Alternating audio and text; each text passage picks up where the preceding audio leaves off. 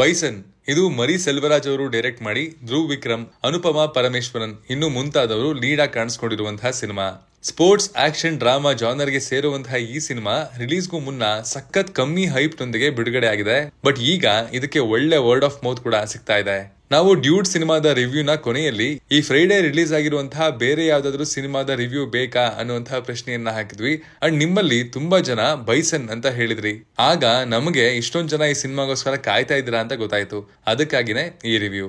Bison cinema ನೋಡಿದ ನಮ್ಗೆ ಏನೆಲ್ಲ ಸೂಪರ್ ಅಂತ ಅನಿಸ್ತು, ಏನೆಲ್ಲ ಸುಮಾರಾಗಿದೆ ಅಂತ ಅನಿಸ್ತು, ಎಲ್ಲವನ್ನ ಈ ರಿವ್ಯೂ ನಲ್ಲಿ ಹೇಳುವಂತಹ ಪ್ರಯತ್ನ ಮಾಡ್ತೀವಿ. ಬನ್ನಿ ನೋಡ್ಕೊಂಬರೋಣ. ಹಾಯ್, ಎಲ್ರಿಗೂ ನಮಸ್ಕಾರ ಅಂಡ್ ವೆಲ್ಕಮ್ ಟು ಖಡಕ್ ಸಿನಿಮಾ. ನಾವು ಮಾಡುವಂತಹ ರಿವ್ಯೂಗಳು ನಿಮ್ಗೆ ಇಷ್ಟ ಆಗೋದಾದ್ರೆ, ಅದನ್ನ ಆದಷ್ಟು ಬೇಗ ತಲುಪಿಸುವಂತಹ ನಮ್ಮ ಎಫರ್ಟ್ಸ್ ಕೂಡ ನಿಮ್ಗೆ ಇಷ್ಟ ಆಗೋದಾದ್ರೆ ಮಾತ್ರ ನಮ್ಮ ಚಾನಲ್ ನ ಸಬ್ಸ್ಕ್ರೈಬ್ ಮಾಡ್ಕೊಳ್ಳಿ. ಇಲ್ಲಿ ನಮ್ಮ ಮೇನ್ ಕ್ಯಾರೆಕ್ಟರ್ ನ ಹೆಸರು ಕಿಟ್ಟಾನ್.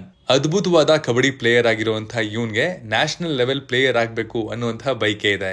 ಆದ್ರೆ ಸಮಾಜದಲ್ಲಿನ ಕೆಲವೊಂದು ಭೇದ ಭಾವಗಳು ಅವನ ಈ ಬಯಕೆಗೆ ಅಡ್ಡ ಬರುತ್ತೆ. ಏನವು? ಇದನ್ನೆಲ್ಲ ಅವನು ಮೆಟ್ಟಿ ನಿಲ್ತಾನ? ಏನ್ ಇವನ ಕಂಪ್ಲೀಟ್ ಜರ್ನಿ ಅನ್ನೋದೇ ಈ ಸಿನಿಮಾದ ಪ್ಲಾಟ್.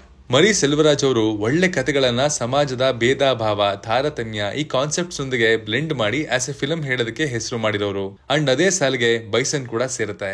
ಇದರ ಪಾಸಿಟಿವ್ಸ್ ಬಗ್ಗೆ ಮಾತಾಡೋದಾದ್ರೆ ಡೆಫಿನೆಟ್ಲಿ ಅಲ್ಲಿ ಟಾಪ್ ಅಲ್ಲಿ ಬಂದು ನಿಂತ್ಕೊಳ್ಳೋದು ಧ್ರುವ್ ವಿಕ್ರಮ್ ಅವರ ಪರ್ಫಾರ್ಮೆನ್ಸ್.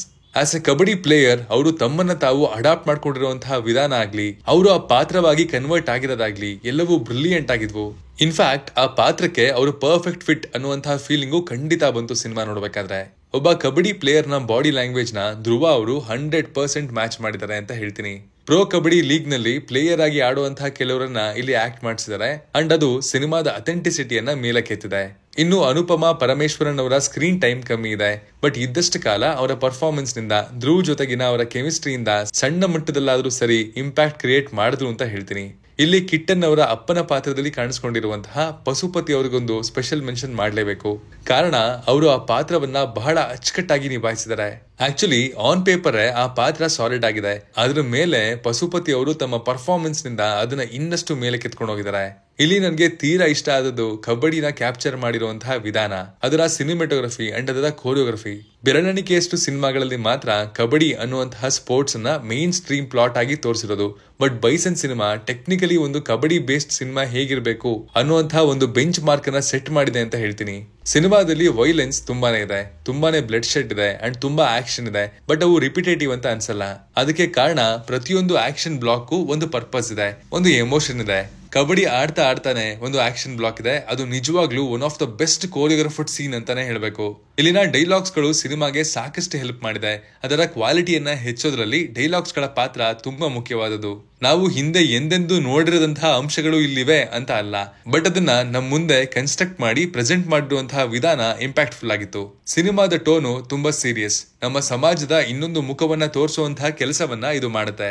ಅಂಡ್ ಆ ಸೀರಿಯಸ್ನೆಸ್ ನ ಸಿನಿಮಾ ಕೊನೆವರೆಗೂ ಕಾಪಾಡಿದೆ. ಸಿನಿಮಾದಿಂದ ಹೊರಗೆ ಬರ್ಬೇಕಾದ್ರೆ ಆ ಒಂದು ಹೈ ಫೀಲಿಂಗ್ ಇತ್ತು. ನಿವಾಸ್ ಪ್ರಸನ್ನ ಅವರ ಬ್ಯಾಕ್ ಗ್ರೌಂಡ್ ಸ್ಕೋರ್ ಸಿನಿಮಾಗೆ ಪ್ಲಸ್ ಆಗಿದೆ. ಸೀನ್ಸ್ ನ ಎಲಿವೇಟ್ ಮಾಡಬೇಕಾದಲ್ಲಿ, ಎಮೋಷನ್ಸ್ ನ ಡೆಲಿವರ್ ಮಾಡಬೇಕಾದಲ್ಲಿ ಅದರ ಕೆಲಸವನ್ನ ಅದು ತುಂಬಾ ಚೆನ್ನಾಗಿ ಮಾಡಿದೆ. ಇಲ್ಲಿ ನನಗೆ ವರ್ಕ್ ಆಗದೆ ಇರುವಂತಹ ಆಸ್ಪೆಕ್ಟ್ಸ್ ಗಳನ್ನ ನೋಡೋದಾದ್ರೆ, ಇಲ್ಲಿನ ಮ್ಯೂಸಿಕ್ ತುಂಬಾ ಬೆಟರ್ ಆಗ್ಬೋದಿತ್ತು. ಈಗ ಫಿಲಮ್ ಅಲ್ಲಿ ಇರೋ ಹಾಡುಗಳು ಕೆಟ್ಟದಾಗಿದೆ ಅಂತ ಅಲ್ಲ, ಬಟ್ ಇನ್ನಷ್ಟು ಒಳ್ಳೆ ಹಾಡುಗಳು ಇಲ್ಲಿದ್ದಿದ್ರೆ ಚೆನ್ನಾಗಿರ್ತಿತ್ತು ಅನ್ನುವಂತಹ ಫೀಲಿಂಗು ಖಂಡಿತ ನಮಗ್ ಬಂತು. ಅಷ್ಟೇ ಅಲ್ಲದೆ ಇಲ್ಲಿನ ಲೆಂತ್ ಸ್ವಲ್ಪ ಜಾಸ್ತಿ ಇದೆ. 2 ಗಂಟೆ 48 ನಿಮಿಷ ರನ್ ಟೈಮ್ ನಲ್ಲಿ ಎರಡನೇ ಅರ್ಧದಲ್ಲಿ ಕೆಲವು ಸೀನ್ಸ್ ಗಳನ್ನ ಟ್ರಿಮ್ ಮಾಡಿ ಕಮ್ಮಿ ಮಾಡಬಹುದಿತ್ತು. ಅವು ಸಿನಿಮಾದ ಎಕ್ಸ್ಪೀರಿಯನ್ಸ್ ಅನ್ನ ಖಂಡಿತ ಬೆಟರ್ ಮಾಡೋದಕ್ಕೆ ಹೆಲ್ಪ್ ಮಾಡ್ತಾ ಇತ್ತು ಅಂತ ನನ್ಗನ್ಸುತ್ತೆ. ಫೈನಲಿ ಖಡಕ್ ಆಗಿ ಹೇಳೋದಾದ್ರೆ ಇದೊಂದು ಗುಡ್ ವಾಚ್. ಸ್ಪೋರ್ಟ್ಸ್ ಡ್ರಾಮಾನ ಸೆನ್ಸಿಟಿವ್ ಟಾಪಿಕ್ಸ್ ಗಳ ಜೊತೆಗೆ ಬ್ಲೆಂಡ್ ಮಾಡಿ ಹೇಳೋದು ಕಷ್ಟವಾದ ಕೆಲಸ. ಆದ್ರೆ ಇಲ್ಲಿನ ತಂಡ ಅದನ್ನ ಚೆನ್ನಾಗಿ ಪುಲ್ ಆಫ್ ಮಾಡಿದ್ದಾರೆ. ಟೆಕ್ನಿಕಲಿ ಕೂಡ ಸಿನಿಮಾ ತುಂಬಾ ಸಾಲಿಡ್ ಆಗಿದೆ ಅಂತ ಹೇಳ್ತೀನಿ. ಸೊ ನೀವು ಟ್ರೈಲರ್ ನೋಡಿ ನಿಮ್ಗೆ ಸಿನಿಮಾ ಇಂಟ್ರೆಸ್ಟಿಂಗ್ ಅಂತ ಅನಿಸ್ತು, ಮತ್ತೆ ಸ್ಪೋರ್ಟ್ಸ್ ಡ್ರಾಮಾಗಳು ನಿಮ್ಗೆ ಇಷ್ಟ ಆಗುತ್ತೆ ಅನ್ನೋದಾದ್ರೆ ಖಂಡಿತ ಇದನ್ನ ಟ್ರೈ ಮಾಡಿ, ಡಿಸಪಾಯಿಂಟ್ ಆಗಲ್ಲ ಅಂತ ಹೇಳ್ತೀನಿ.